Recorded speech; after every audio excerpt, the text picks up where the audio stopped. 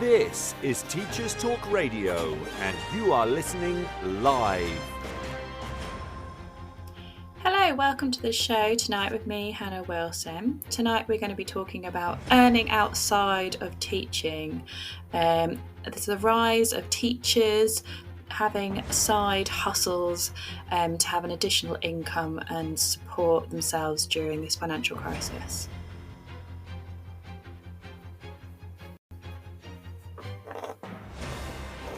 This is Teachers Talk Radio, and you are listening live. Tune in live at ttradio.org, or to join in the conversation, download the Podbean app and search Teachers Talk Radio. Follow the hashtag TTRadio. Tune in, talk it out with Teachers Talk Radio.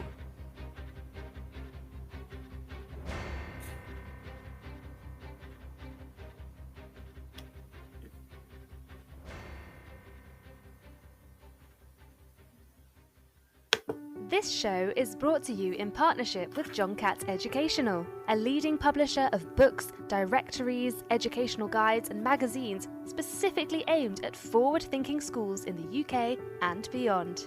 Have you checked out their latest releases? Don't miss out! Visit johncattbookshop.com to explore their full range of titles and advance your own professional development today. Happy reading! Hello, welcome to the show. I've been doing quite a lot of research on this, and I think it's quite interesting that as teachers we work incredibly hard as it is, but we also feel the need to supplement our income to try and kind of help ourselves survive with the cost of living rising so drastically. And I think a lot of people are like, oh, well, teachers, why do they strike? They have plenty of income. And I think it is interesting looking at the facts of it in terms of how things are in today's teaching climate. NASUWT teachers were polled, and 89% of them were worried about their financial situation, and 1 in 10 of its members are working a second or even a third job. And I think that's really because of the things like the fact that real-time pay cuts of more than 20% since 2010, meaning that a typical teacher has lost almost £50,000 over the years. And I think it is important that people understand that teaching shouldn't be an undervalued job. We want professionals that are really good at what they do, and it is a job that is constant and you are working really hard, and you want the opportunity to be able to be the best at it and not have to worry about other things like cost of living expenses and how you're going to survive.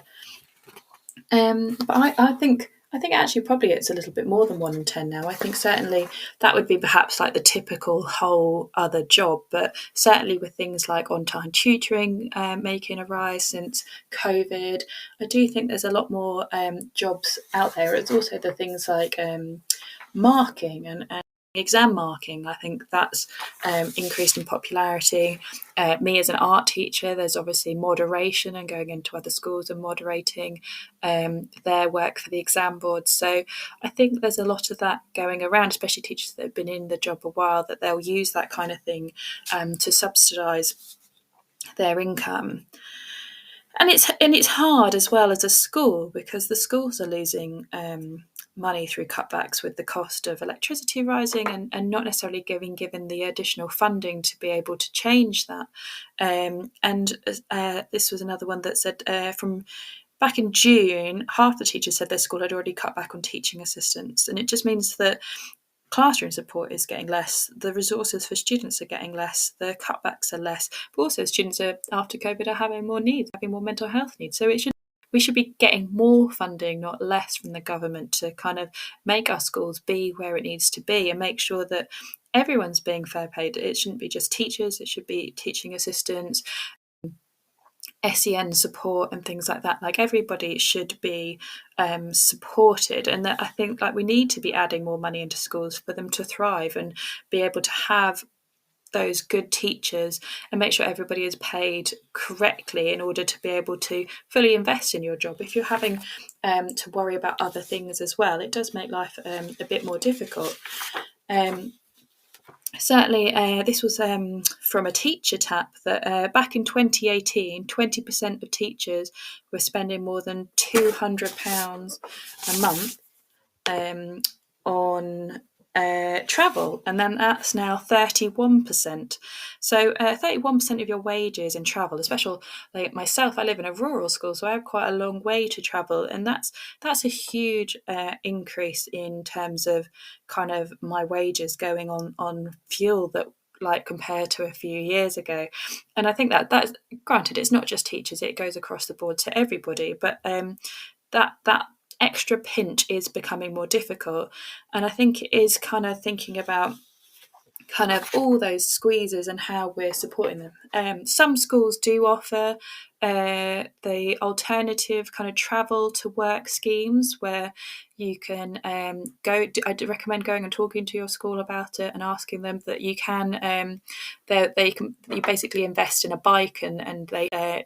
You get a tax deduction on it, so to get your bike through that on a bike to work scheme, something like that. So if you're, maybe this has encouraged you to swap the wheels for a bike. I know previously, actually, ironically, before COVID, my school was trying to do that, and all of our staff had a cycle competition where everyone was kind of logging their hours, and they were trying to get a certain number of miles completed within the team. I unfortunately was a little bit too far, and also have a child, so it was definitely too far to get him to school and get after school in time, let alone out the door on time. If you haven't listened to that one, listen to my previous podcast on being a teacher as a single parent. But it is that idea that kind of there are alternatives. If that's something that you are cost conscious, that could be the thing that saves you the money, that actually change and decide to bike to work or change your transport. But definitely think sometimes you need to kind of prompt your school into thinking about these alternatives as well. But I know certainly for myself, with my mortgage renewal being at the end of the year, I've got that consciously in my mind that somehow my payments are going to go up by kind of £400 a month, and it's thinking about how much of an impact that's going to have on me. And I already have some side hustles, which I will talk about shortly.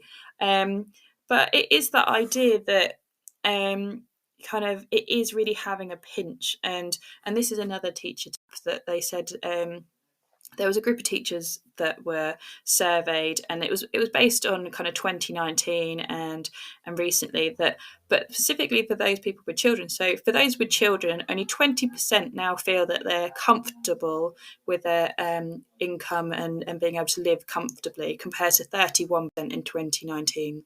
So that means 1 in 3 teachers with children were comfortable before, now don't feel the same way.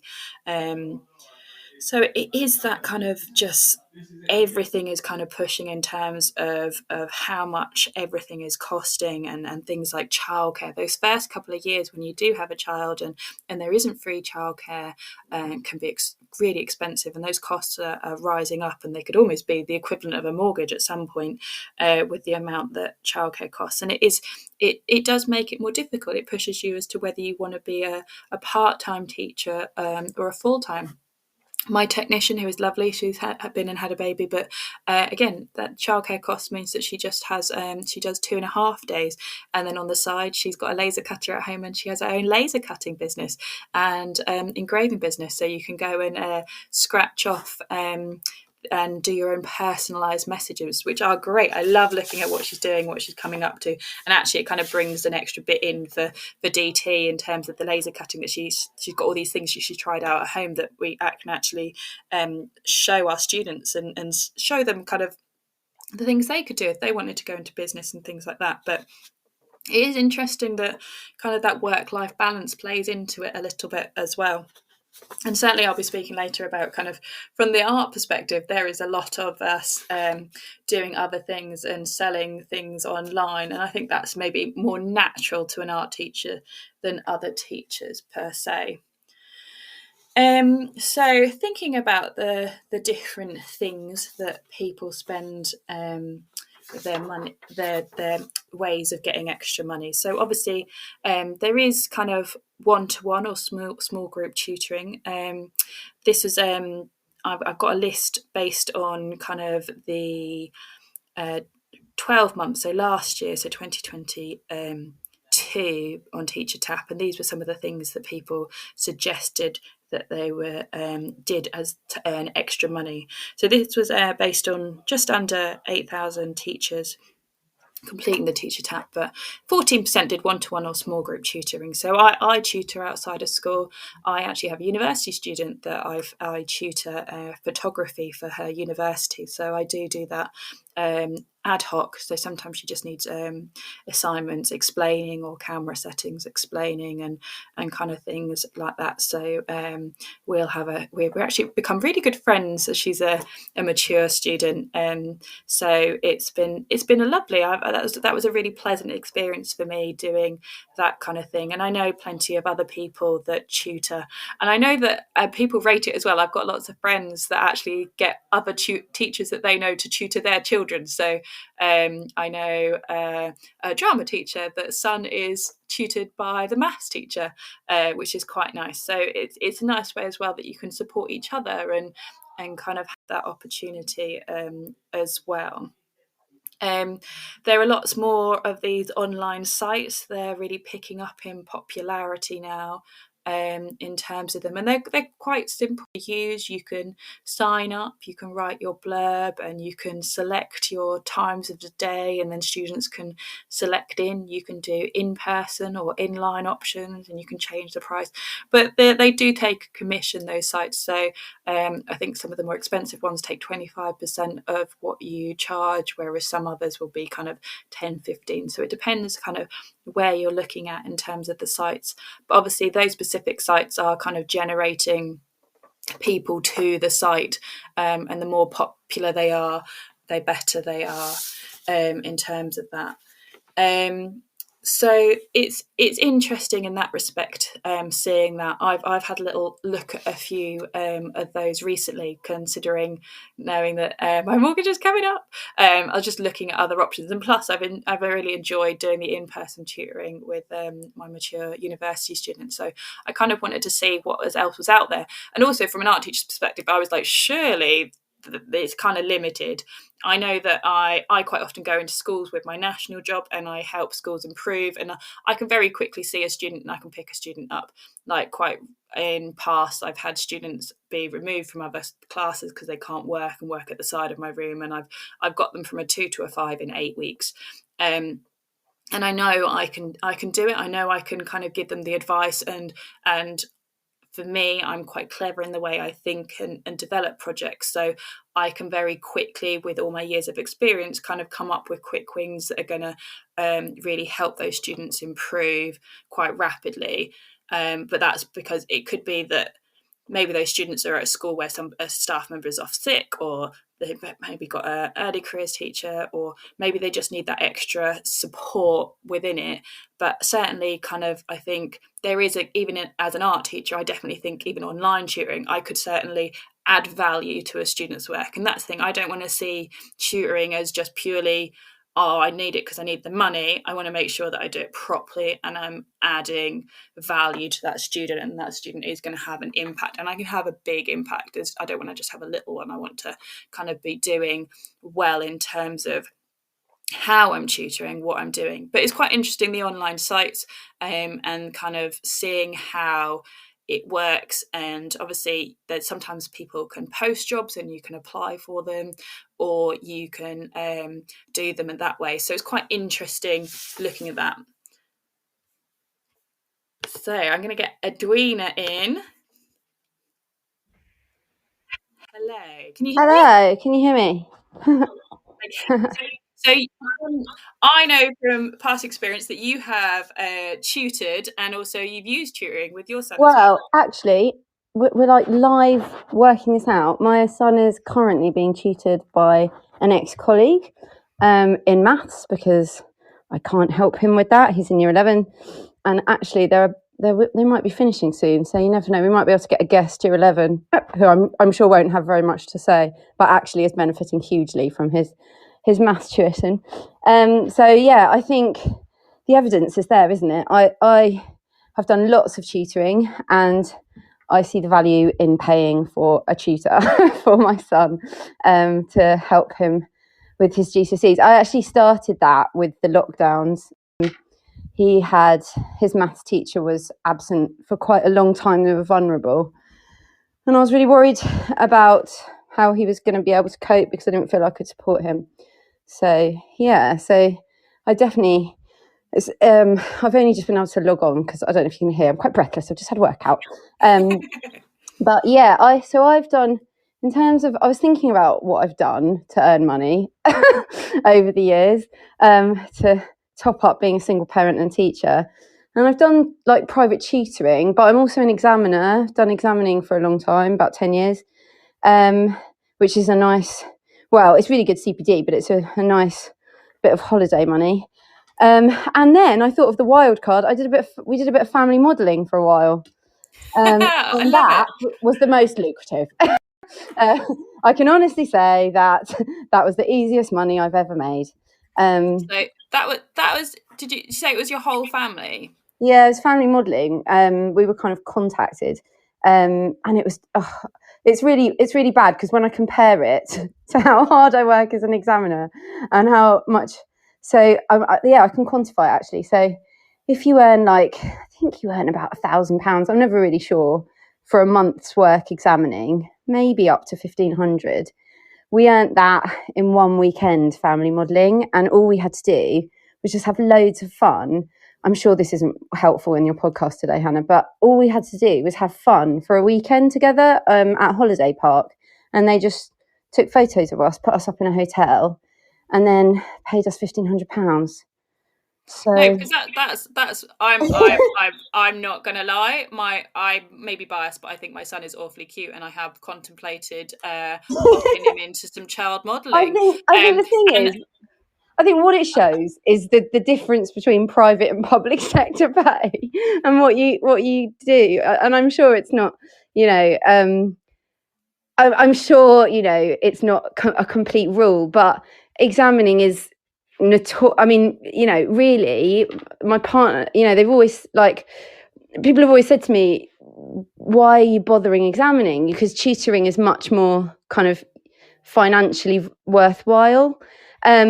But it really helps me all year with my CPD and my confidence. So, and I know that it's sort of finite. I always compare it to labour because it's really hard work for a certain amount of time. Yeah, and then it's done. I was going to say, well, on the random fronts, ironically tonight I have actually rented my house out for a film, so I'm in a room. I know the guy who's filming it, but he was like, "Oh, I'm looking for a house. I need to kind of find a family home," and I was like, "I have one." But that's actually a thing. You can actually rent your house out for a film. So that's one of my crazy side hustles currently.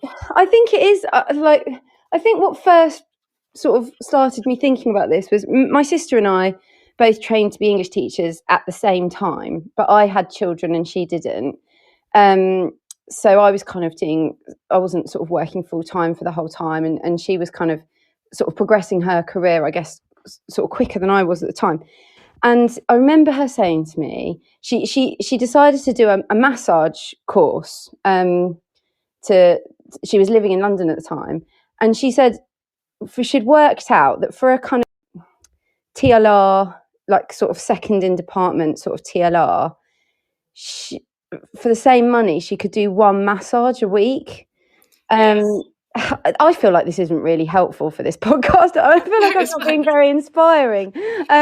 But I think, what do I think? I think it's about being creative, isn't it? And it's about kind of meeting your needs. And I must say, the private tutoring that I've done over the years, I've really valued. I've loved it. I've built amazing relationships.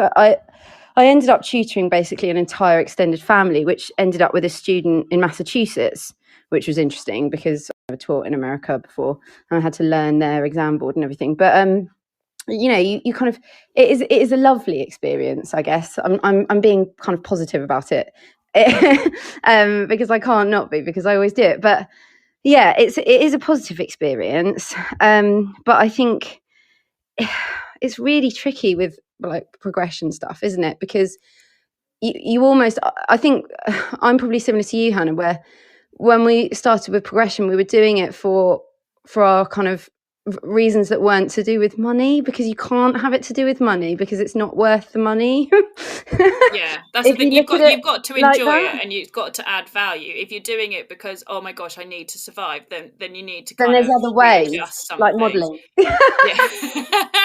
but like but if you're doing it and it's going to enhance you, because it is, Yeah, and it's like that is looking at different, having students from different exam boards and having to kind of think outside the box, and yeah, having that, also having that one-to-one almost safe space where they're going to go, I really didn't understand that, or they're yeah, more open, kind of, so actually it can enhance your teaching in the classroom when you then got to teach it to 30, but actually you're just teaching it to one-on-one, and you can kind of work through any issues that you've got.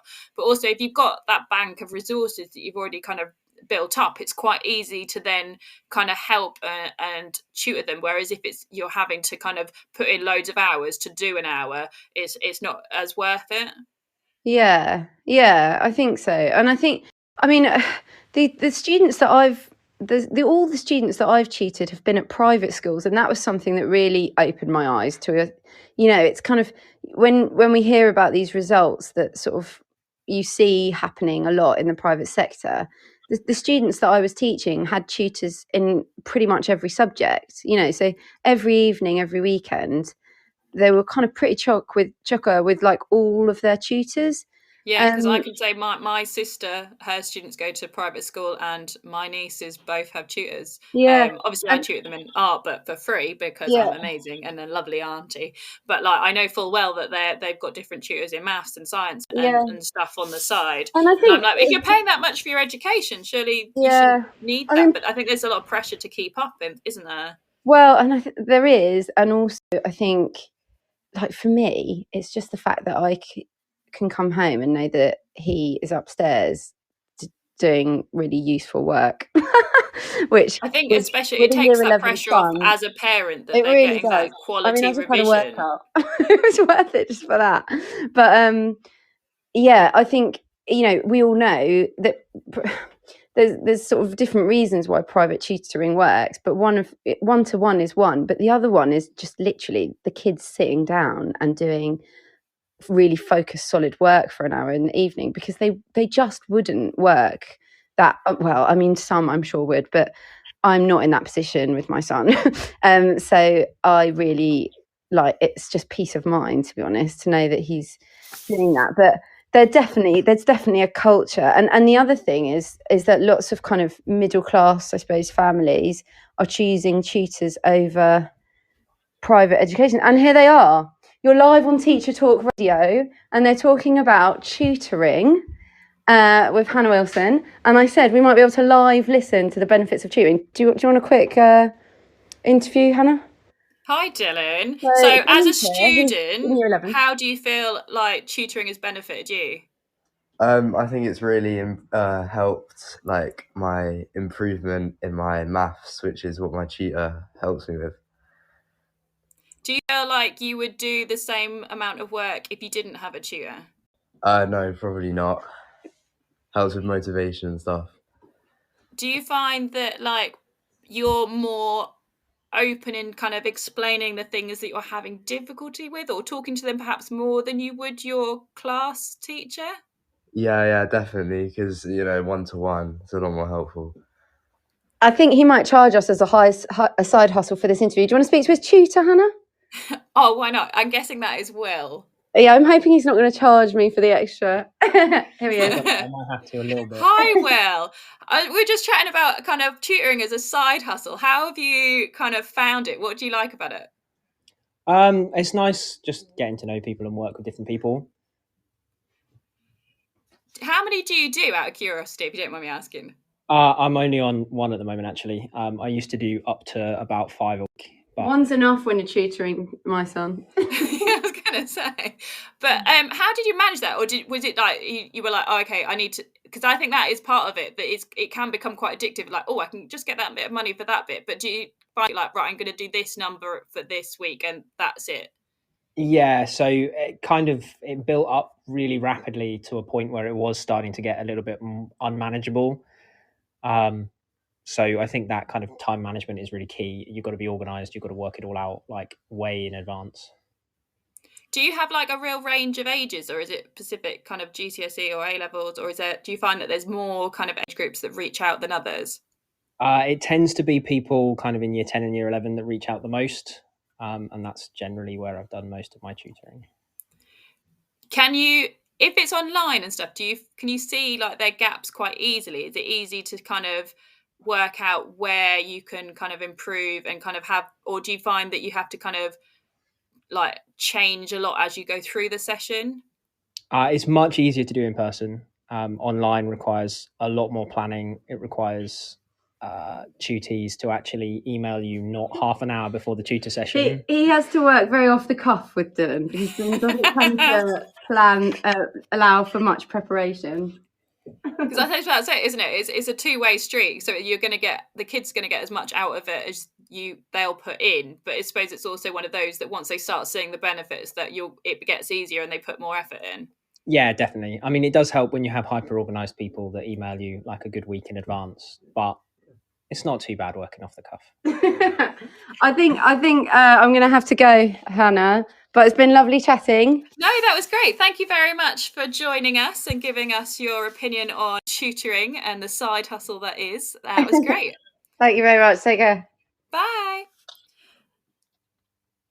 So that was the side hustle of kind of tutoring and the pros and cons of kind of tutoring. And I think it is that thing of like, if you look on those online sessions, then it is kind of looking at how you kind of manage it. Do you have the hours to commit to it? Because you don't want it to affect kind of your own job at the end of the day. So you want to manage it well and make sure you don't kind of almost get overwhelmed by the money. And also, if you start earning lots of money, you do have to declare it as well, and then pay tax on that. So you've got to think about the implications of that. You don't want to suddenly forget to do it and then not declare it, and then later on in the day then end up with a hefty tax bill. So you need to think about all of that and be responsible and consider those aspects of it as well.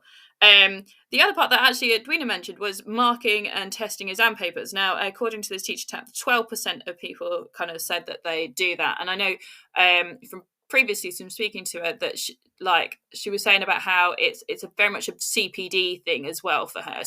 So marking exam papers is not something that you're going to get loads of money from. It's great in the fact that you do get paid for it, but it's very, very intense. And it's like you get assigned a certain amount of papers, you mark those papers and send them back. And then if you don't get them done in time, they go into a pot. And then it's called what I like to call the gold rush. So then they release those papers and you can mark as many as you want and as quick as you want. And you'll get paid per paper. And it's kind of this idea that then like kind of everybody bounds in and kind of does all these papers. So it's quite interesting in that respect. But I do agree in terms of I don't mark papers, but I moderate. So I go into other schools, I look at all their coursework and exam, I mark it, I check that their marks are in line with my marks, and if they're not, they go down or they go up. But obviously there's training involved for myself to look at that, but also just going around other schools and seeing what they're doing and the different ways they're doing is constantly kind of giving me ideas and constantly developing me as a person. So it's quite interesting in that respect. I believe Jess, have you just popped on? Hello. Hello. So I earlier was talking about the art teacher. I think we are the queens of the side hustle in the fact that quite often people make and design things and paint things and sell them on the side. I know in my department, both my teachers actually only work 4 days a week and they have 1 day a week for their craft, and they religiously kind of rotate round all of the craft shows, and they're specifically very busy at Christmas and things, and they sell the things that they make. So one of them does felting, another one does painting, and it's really interesting to hear kind of them chat like during the week about different shows that they're doing. One even does her own workshops outside of school. But Jess, you do something different on the side. I do. I haven't done it in a while, but mine is based in events. So I'm a 0-hour contract glitter artist for a Norfolk and Suffolk local glitter bar. And it's a really cool side job. I absolutely love it. So as an art teacher, I get to be really creative with glitter, which we ban I in mean, that sounds classes. like every little girl's dream, just getting to mess around with glitter and glue. Exactly that. And we ban it in our school, and get to go to all these really fun events. It's not sad, they're not awkward. I come in, I go to different weddings, I've seen different venues, I get to meet really interesting people and host different conversations. And I just get to, some people will be like, I've done a Starry Night inspired bald head. It was really Amazing. fun.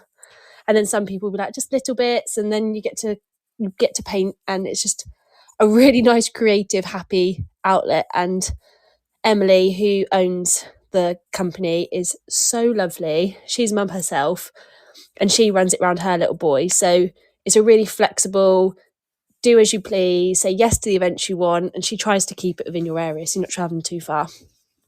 I think that's the thing as well. As a teacher, it's good that if you can get something that is flexible, and it's also that idea that the benefits of being a teacher is that we do have lots of holiday. I know everyone kind of bangs on about how lucky we are, but actually a lot of us will have little side hustles. Will actually use those holidays to do these extra jobs. I mean, back in the day, I used to be a beach lifeguard, and one of the guys that I worked with, after I left and became a teacher, he trained to be a teacher, and he actually went back and beach lifeguarded in the summers on the beach for 2 or 3 years over his first couple of years of teaching.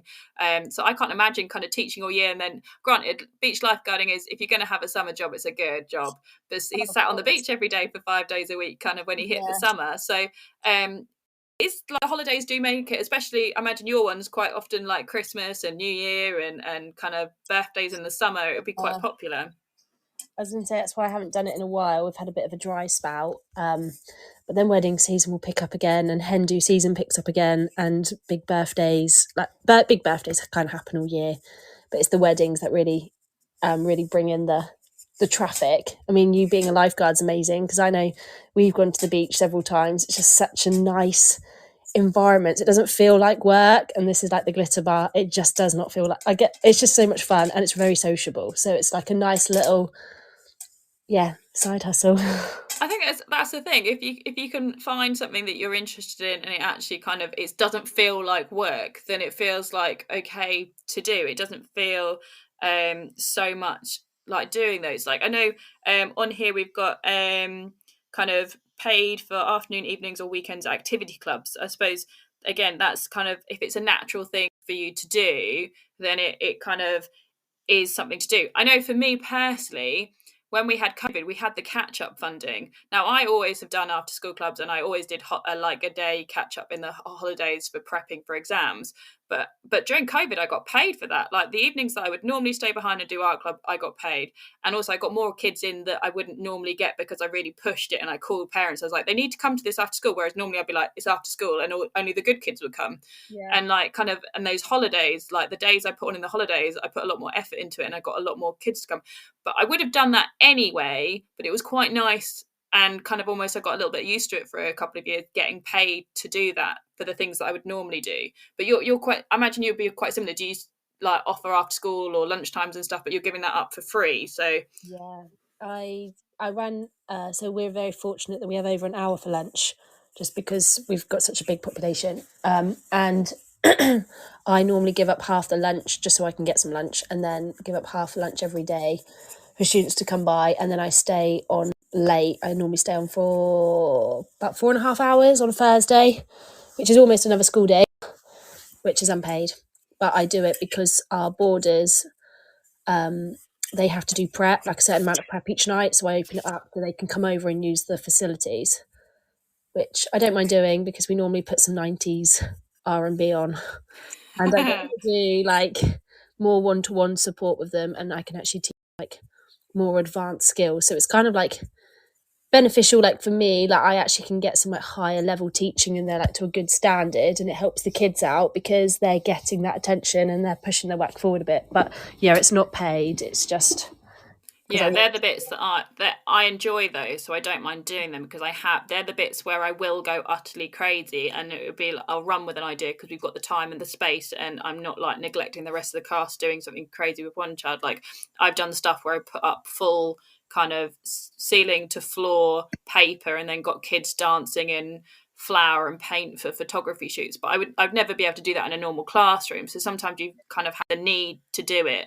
But it was quite nice when that was kind of being valued as kind of things, and you didn't begrudge it. Not that I don't think I'd begrudge it now, but certainly I was more willing to give up that time when I didn't have children. Now this year for me, I'm like, I don't know whether I'm going to give up those days in the Easter holidays, because that means I've got to get childcare, and that makes it a little bit more difficult. But certainly I didn't begrudge giving up time in my holidays or evenings as much when I got paid for it. I'm not going to lie. Oh yeah, and I think like when you get like that just extra of income that you're not expecting, that becomes. So I don't know about you, but for me, that was like my little pin money. And I know like in the holidays, especially the longer ones, it's hard to keep little ones entertained. And my salary on a monthly basis will cover what I need it to cover. But on holidays, little kids cost more, it seems, because they seem to have larger stomachs and they want to do more. So when I pick up jobs, I tend to pick them round like certain points of the year. So like birthdays, or if I know I'm going away, I'll pick up the jobs there and then. So then that money becomes the treat money. And it's like, it's okay.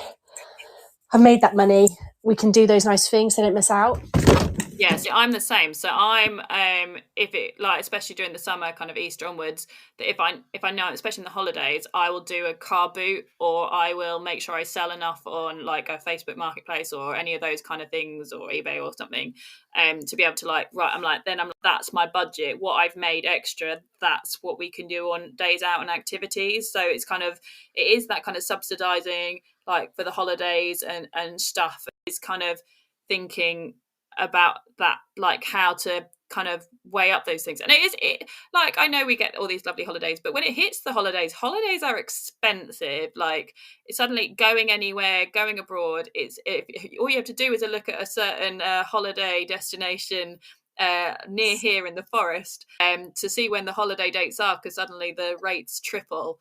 And it is that kind of it does make it a bit more difficult, because you want to do the things, you want your kids to experience things that other families do, but then how do you afford that when it suddenly astronomically goes up? Well, no, you're absolutely right. Or you have to book it like years in advance and still have to put money aside each month just so that you can get there. So it is nice to have the option to do a little bit. And I feel lucky that it's not I think as well, when you get stuck into that, you have to be there at this time. You end up resenting it a little bit. You're like, I could really do with that day off because I want to do X, Y, and Z. I don't want to do it, but because it's flexible, it's like, I chose to do this. I'm going to have fun with it. Yeah, and I think it's that as well. And then you meet lovely people and you have lovely relationships, and it ends up being a complete positive. So thanks for that. Thanks. I love the glitter bar as a side hustle. We're getting some good ones tonight. I'm just going to run the news and hear what's going on in the teacher world today. This show is brought to you in partnership with John Catt Educational, a leading publisher of books, directories, educational guides and magazines specifically aimed at forward-thinking schools in the UK and beyond. Have you checked out their latest releases? Don't miss out. Visit johncattbookshop.com to explore their full range of titles and advance your own professional development today. Happy reading. This is Teachers Talk Radio, and this is Teachers Talk Radio News.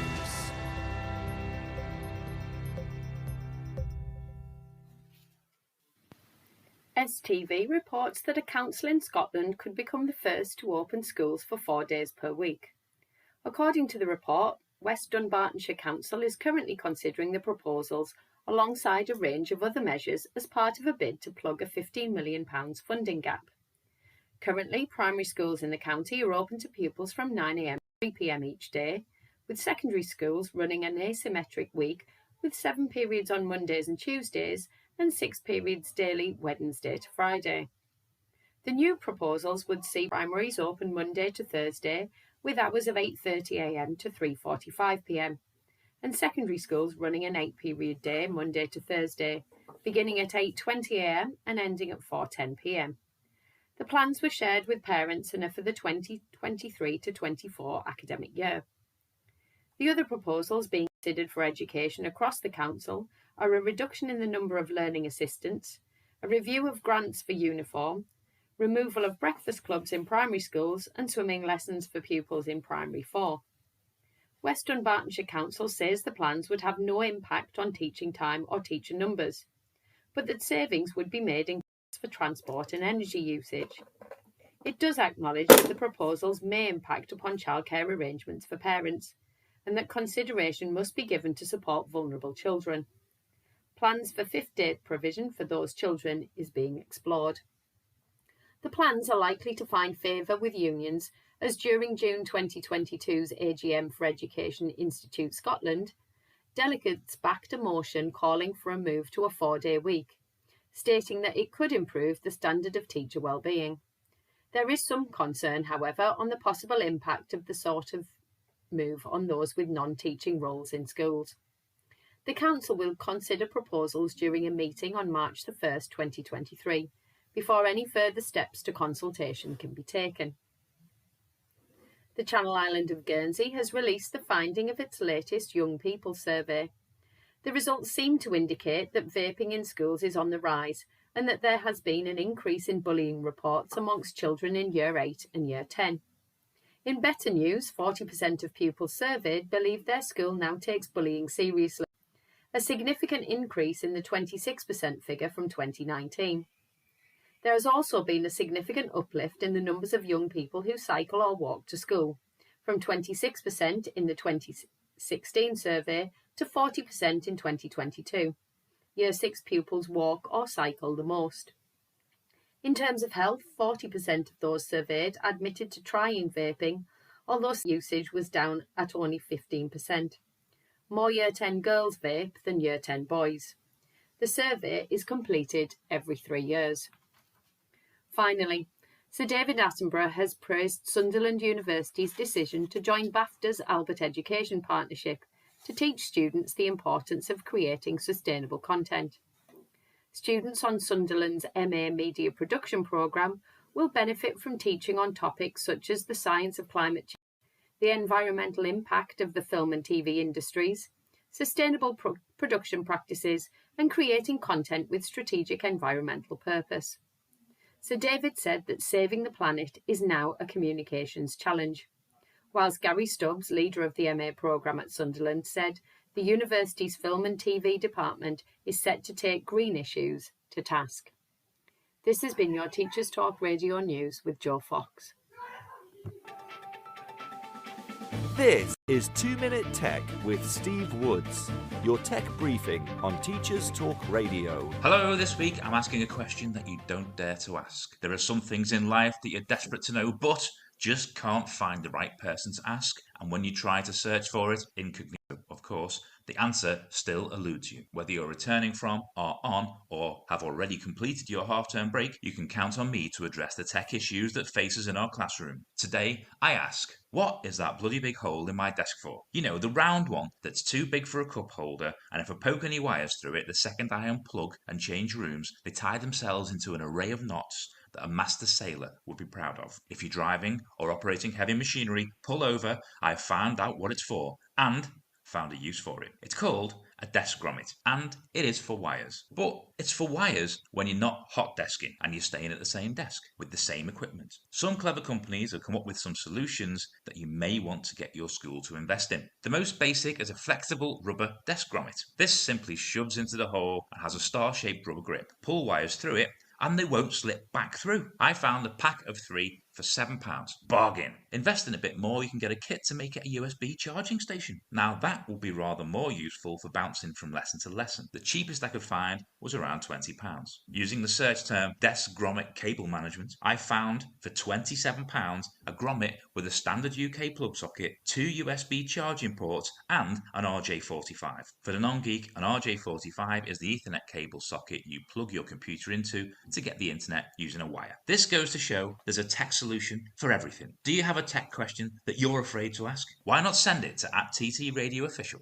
I'm Steve Woods, and that was 2 Minute Tech. 2 Minute Tech with Steve Woods, your tech briefing on Teachers Talk Radio. This show is brought to you in partnership with John Catt Educational, a leading publisher of books, directories, educational guides and magazines specifically aimed at forward-thinking schools in the UK and beyond.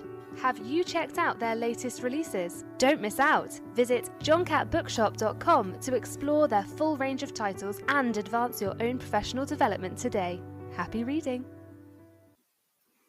So I've got some more facts here. So 40% of teachers in their 20s have admitted to having other earnings versus only 29% of teachers in their 50s. Now, again, I'm kind of from the art perspective. So and my mum was a primary and art teacher. And she would do people's curtains on the side. She's done alterations on wedding dresses and bridesmaid dresses and things like that. So I do think there are some older people that will still do it, but I think it's very much dependent on your subject and what you want to do at the time. And I think in terms of the younger working people who have side hustles, I mean, on the Teach tab, we've got 1% said working in hospitality, pubs, we've got 1% on babysitting, and I think they're perhaps more likely to be. If I didn't have kids, I would be able to do those. I know that when I was earlier in my career, I did definitely work in a pub one summer when around the early stages of teaching. The other aspects of it is selling educational resources, lesson plan, writing educational articles or books, or if you want to become a Teach Talk radio host, pop over to the website and have a look at their hosting packs. There is some payment towards equipment there as well. So I'm not saying that you get paid by us, but I absolutely adoring it, and it's really lovely and it's really fun and it's something else to do. So there's lots of different things that you can get involved in terms of education. But it is definitely interesting. I've never personally sold my resources, but I definitely think they I could if I wanted to. It's certainly something that I'm more thinking of now later on, with the fact that things are getting tighter, that maybe that's something that I should consider, because I know my resources are good and easy to follow. I wrote them at a point where I had lots of cover teachers covering long-term absence, so I wanted to make sure that they were resources that were able to be followed by anybody. But I'm also kind of a bit like sharing is caring, and I want everyone to do well. I'm quite happy to give anybody my resources that wants them, but I'm also like, my resources are very good and very thorough. Actually, maybe I'll be doing a favour if I'm putting them in a more place where people can see them, and if they wanted to throw a couple of quid, that would be quite useful. Running teacher CPD courses, that was 2%. Sorry, the selling educational resources, 3% of people did that, and kind of 2% on running teacher CPDs. I have been asked to do CPDs and go into other schools and look at those and things, but I haven't specifically done it yet, but I have got some coming up. And same as running. Other educational related paid work is 4%. So, and again, I think that kind of, perhaps that was like that, looking at that COVID, a lot of people either took that as an opportunity where they would perhaps be more inclined to give up their free time and do those after schools or their holiday intervention if they were getting paid for it. Like, maybe that's actually something we need to look back into at a later date in terms of funding for schools. But there are lots of things. So this one specifically looks at different subjects. So nearly 1 in 3 art and design teachers earn extra money outside teaching. And I think, again, that's looking at that kind of, I think it benefits the art teacher, because if you are doing your own craft and you're more involved in it, you can not only show the students where they can go and how you can be an artist, but it's also keeping your own craft and keeping your love for it, which is great. And I've been to other art teachers' exhibitions and stuff, and it's great to see their work and the variation that they do and how they still go on courses and learn things, but they're able to kind of benefit from it. And sometimes it's like, for art teachers, it's perhaps more of a like, if I sell some of this, then I can buy some more paints, and it's kind of that cycle, as opposed to being enough to kind of live off. Apparently around a quarter of PE teachers do stuff outside of school, and also that music teachers frequently pay in bands or session musics in recording studios. So again, I know our old music teacher was paying in bands at weekends at various places, and would always tell us where he was going, and we'd love to go and watch. And it was never thought like, oh God, that guy's got a second job. It was always like, oh, he's playing his music. We get to go see what he's capable of. It was lovely to be a part of that and see that. And I think that goes to say, as well as like kind of computing teachers or graphic teachers quite often do freelance website and marketing commissions. I remember quite early on in my art teacher days, I worked with a graphics teacher, and they quite often did logo designs and website designs. On the side, that was quite normal for them, and quite often, sometimes they even got asked by the school to design certain graphics and get paid for that. So it can even come internally in that respect. And PE teachers quite often get cash from refereeing and sports coaching on the side. And again, I know quite a few PE teachers, and they coach other local sides outside of school, not necessarily just their school side. So, but also they're going to benefit from that. They're going to know more students. They're going to have more experience. They're going to know what's going on, and perhaps some of their students actually play on those kind of county sides. So it's interesting from that respect, and seeing it. That said, in this article, it also says that they found a science teacher who was a referee and a guitar playing geography teacher. So we shouldn't be speculating that this specifically goes into certain genres that you, as an art teacher, you can only be selling art on the side. You could secretly be in a band and be doing things as well. I do like the idea. We had a school band briefly at one point, and I quite like the idea of them having a secret gig all together at a weekend. Would be quite good fun. So there's lots of different things that people can do. I think it is becoming more popular with the cost of living rising, and it is that, but it is kind of one of those things that I do think it needs to be something that you enjoy, and it's not going to take away from your teaching, and it's not going to hinder and kind of add more pressure and stress, because we've already got a really stressful, pressurized job, and it should be something that you can still take away and enjoy from it. And I think that's the important thing, is that you're still learning from it, whether it be a case of you're doing that tutoring and you're having that kind of connection where you can kind of really see yourself having those results and those positive impacts on kind of a one-to-one basis, or whether it be a case that you're doing examining and marking papers and you're actually really getting that CPD where you're looking at everything kind of from an example perspective, and actually going to be able to take that back to your department and to your classroom and really benefit your kids, even though that for that month and a half is going to be quite a lot of hard work, but in long term it's going to benefit you and help you in terms of your career progression and developing yourself as a teacher. So that's the benefit to that. But also it could be that you kind of want to share your good practice through either talking to other people or writing a book, or kind of sharing your resources and selling your resources. Like, again, they're all, if you're passionate about what you do, then that should become easy to you, as opposed to be like, I must write this. You want it to be something that kind of benefits you and is natural. And those other things, like sometimes we do those things. I've even, gosh, I found like I've got so many side hustles in this. But I've with my photography tutee that I tutor, she got asked to photograph a young farmer's ball, and asked whether I'd come along and assist her, because she was a bit nervous to do it by herself. And I went along and I had an amazing time. We did all the ball pictures for that, and had this amazing setup, and we kind of printed the photos off there and then, and they came and collected them at the end of the night, and it was great fun. It was also quite interesting directing a lot of drunk farmers, quite similar to wangling a class of year 11s, but it was just different to kind of try something and do something, and it's kind of, it is that thing of it's I think your side hustles has to be for your treats, for your holidays, for your extra costs if you've got children in the holidays, of how much those are going to cost. I think when you start relying on it, and it becomes something that you have to do rather than something that you want to do, is where you have to kind of think about those borders and things, and obviously be responsible as well and declare everything and make sure you're paying the appropriate tax and things on things. But you can find out plenty about those easily online.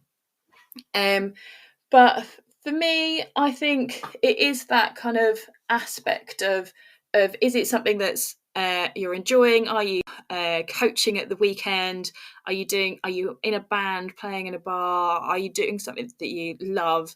And that's why you're giving up that time, because it adds value to your life and also happens to kind of cover the costs. I think that's why people do these kind of things. They don't kind of give up hours on a weekend to referee or to play in a bar, because that's how they expect to make their living. It's kind of covers the cost of the activity, and I think that's the other side of it, that you can kind of look to it.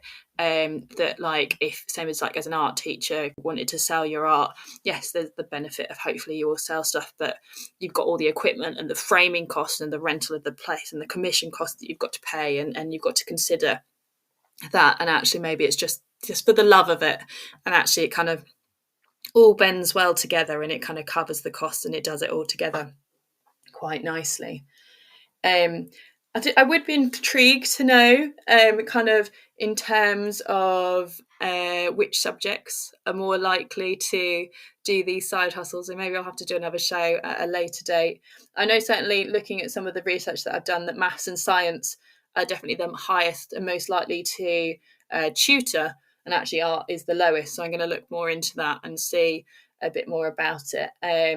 And again, PE is very, very low, and humanities is actually low, which I was quite surprised at.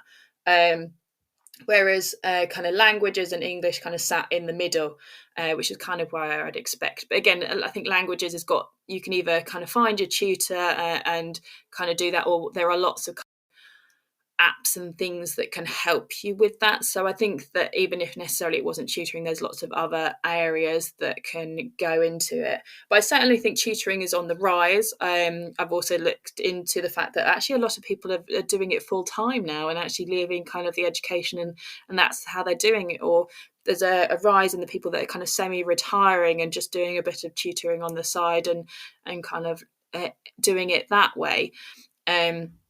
So I think it's a case of kind of working out what you're going to want to do. Or I know, even, I'm going quite drastic, but even my mum, when she was starting to retire from teaching, she had an allotment and loved it, and she would sell her veg and her chutneys and her eggs and stuff as well. So I think it's doing something that you love, but also, or it needs to give you and have a byproduct that's for something you love, where it's to save up for something that you've always wanted, or to treat yourself to a nice holiday or something like that. But just make sure that it doesn't take away from the teaching itself. But definitely a side hustle. Apparently we've decided modelling is the way, and I've even been suggested that maybe I should be an extra in a movie. So that's what I'm going to aim for in the summer, is to go do that for a laugh, but also if you get paid on the side, why not? So I think, so loads of kind of future models, I hope, are listening. You can do it. Modelling can be for anybody. They need like kind of everyday scenarios, and I think that's the thing. As teachers, maybe we're prone to be great models because we're really good at presenting and standing up in front of people every day. Who knows? But yes, I hope you've enjoyed today's show. Do have a look at our sponsors, John Catt, and have a visit to their website and have a look at their amazing books. And also you can pop along to Teacher Talk Radio and listen back to any of my shows. A couple of weeks ago we did being a single parent and a teacher. There's a great one on teaching with my family. Or teaching with dyslexia was also one of the ones I've done recently, which was really good fun to chat about. So pop back and have a look at those, and I hope to see you soon.